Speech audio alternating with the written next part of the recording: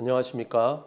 3월 30일 수요일 새벽 기도회를 통해 하나님께서 우리에게 주시는 말씀은 레위기 16장 23절로 34절의 말씀입니다. 레위기 16장 23절로 34절의 말씀을 제가 봉독하겠습니다.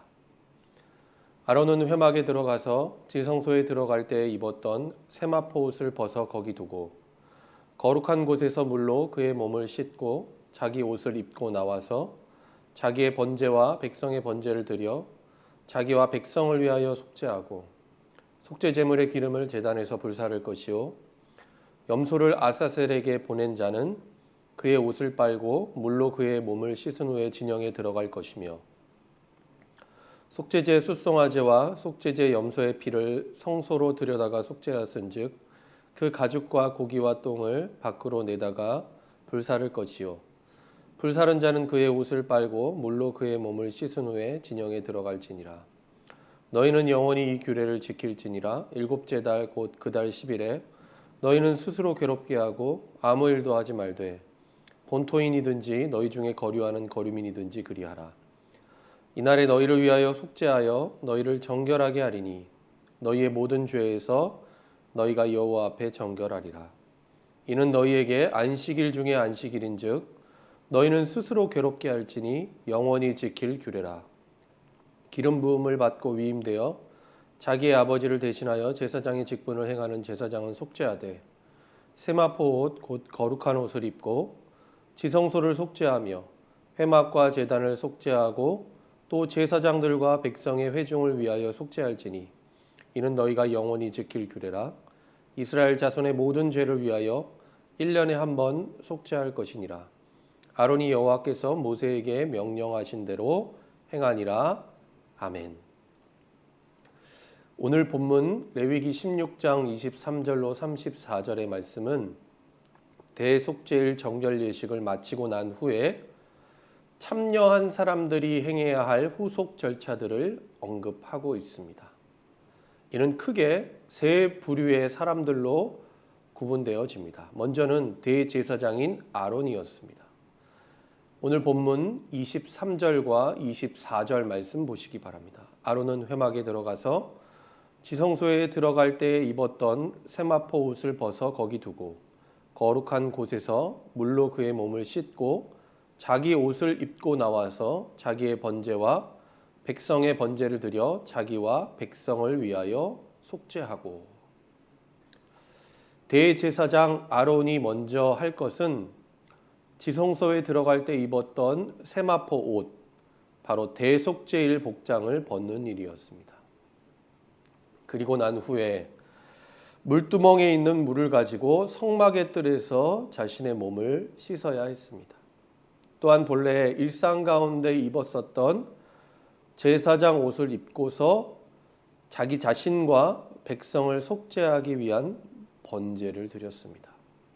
뿐만 아니라 오늘 본문 25절 말씀에 기록되어 있는 것처럼 속죄 제물의 기름을 제단에서 불살라야 했습니다.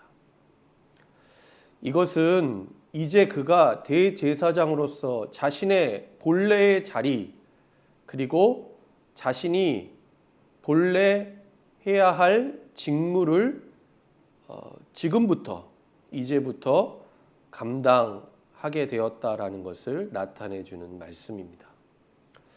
다음은 염소를 아사셀에게 보낸 자가 해야 할 일이었습니다. 26절 말씀 보시기 바랍니다. 염소를 아사셀에게 보낸 자는 그의 옷을 빨고 물로 그의 몸을 씻은 후에 진영에 들어갈 것이며, 이 사람은 자신의 옷을 빨고 물로 몸을 씻은 후에 본래 삶의 자리인 진영에 들어갈 수 있었다는 것입니다. 이스라엘 백성들의 죄를 짊어질 아사셀 염소를 진영 밖, 곧 땅이 끊어지는 곳까지 이끌고 동행했던 그 사람이 부정하게 되었기 때문에 바로 이와 같은 정결 규례를 행해야만 했다라는 것입니다. 그래서 그는 일상으로 돌아가기 전 이 정결 의식을 반드시 행했다라는 것입니다. 다음은 속죄제에 쓰이고 난 후에 남아있는 숫송아지와 염소의 가죽과 고기 그리고 배설물을 처리한 사람입니다. 이 사람은 이와 같은 것들을 진영 밖으로 내다가 불살랐는데 그 역시도 앞선 사람처럼 부정하게 되었기 때문에 옷을 빨고 또한 물로 몸을 씻은 후에 다시 진영으로 돌아갈 수 있었습니다. 여러분, 이것은 무엇을 의미하는 것일까요? 대속죄일이라는 것은 그저 1년에 한 번 드리고 난 후에 그 의식과 행사로만 끝나서는 안 된다라는 뜻입니다. 거기에 참여한 사람들이 속죄와 정결함을 입어 이제는 진정 거룩하고 새롭게 되어진 모습으로 각자 자신의 일상의 삶으로 돌아가야 한다라는 것을 분명히 나타내어 주고 있습니다. 그런데 이와 같은 대속죄일은 다른 말로 표현한다면 안식일 중에 안식일, 곧 가장 큰 안식일이었습니다. 오늘 본문 31절 말씀 보시기 바랍니다. 이는 너희에게 안식일 중에 안식일인 즉 너희는 스스로 괴롭게 할지니 영원히 지킬 규례니라. 이스라엘 백성들 그리고 이스라엘 공동체 안에 머물고 있었던 거류민들, 이방인과 나그네들까지도 모두 이와 같은 대속죄일을 영원토록 지켜야 했습니다. 그런데 이날을 언급하면서 반복적으로 나오는 구절이 있습니다. 그것은 스스로 괴롭게 하라는 것입니다.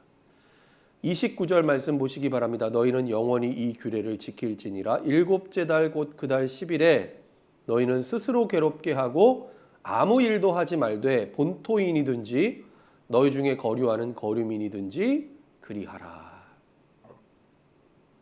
대속죄일, 안식일 중에 안식일은 바로 일곱째 달 10일이었습니다. 그 날이 되면 백성들은 스스로 괴롭게 하고 아무 일도 해서는 안 되었다라는 것입니다.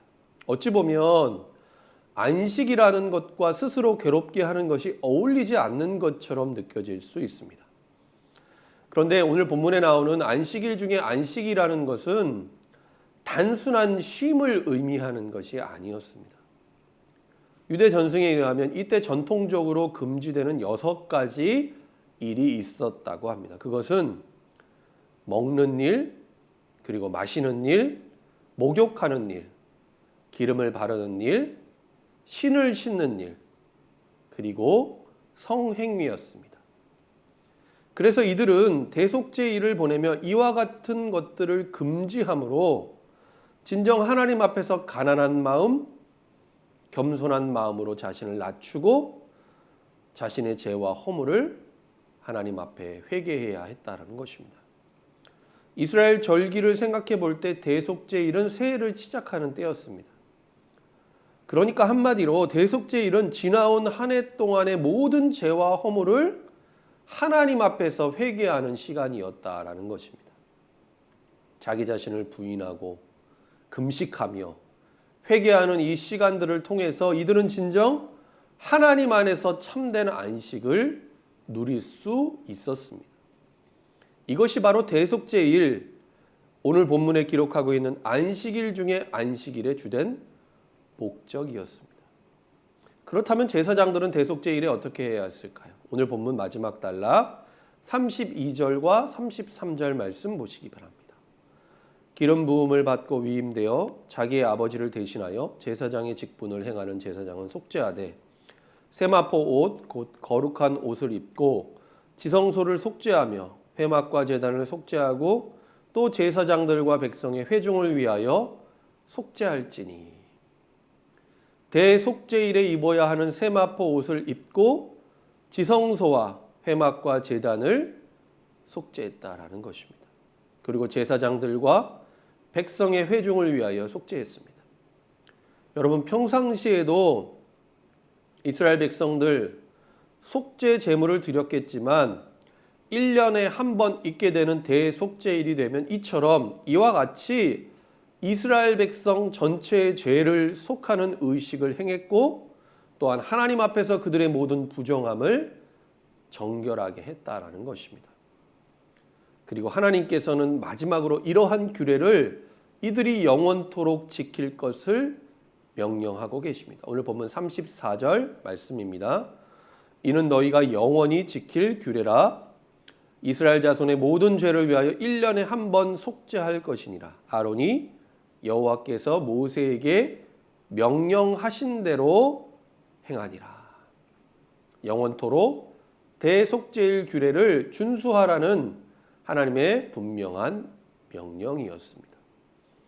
그것은 이스라엘 백성들이 하나님의 성소를 더럽히게 되면 하나님께서 이와 같은 대속죄일 제사와 정결 규례와 의식들을 통해 성소와 제사장 그리고 이스라엘 백성들을 정결하게 하시기 위해서였습니다. 언제까지 그렇게 해야 했을까요? 영원토록이었습니다. 그렇다면 우리는 이와 같은 질문을 할 수 있을 것입니다. 왜 우리는 하나님의 자녀여 거룩한 백성임에도 이와 같은 규례와 제사를 지키지 않아도 되는 것일까? 그 이유는 오늘 본문 구약의 레위기 말씀에는 직접적으로 나오지 않습니다. 신약 성경 가운데 예수 그리스도의 구원을 구약의 제사와 규례를 통해서 해석하고 재조명하고 있는 히브리서 말씀을 보면 우리는 그 분명한 이유를 발견하게 됩니다. 그래서 히브리서는 신약의 레위기라고도 불리워집니다. 히브리서 7장 26절로 27절 말씀을 보면 대제사장 되신 예수 그리스도를 어떻게 말하고 있을까요? 26절과 27절 말씀을 제가 읽어드리도록 하겠습니다. 이러한 대제사장은 우리에게 합당하니 거룩하고 악이 없고 더러움이 없고 죄인에게서 떠나 계시고 하늘보다 높이 되신이라.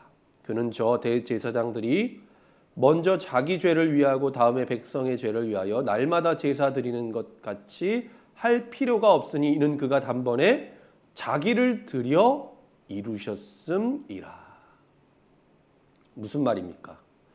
죄와 흠이 없으신 예수님께서 단번에 자기 자신을 드리심으로 우리에게 완전하고 영원한 속죄가 이루어졌음을 분명히 말하는 것입니다. 히브리서 9장 12절 말씀에도 이와 같은 내용이 나옵니다. 염소와 송아지의 피로 하지 아니하고 오직 자기의 피로 영원한 속죄를 이루사 단번에 성소에 들어가셨느니라.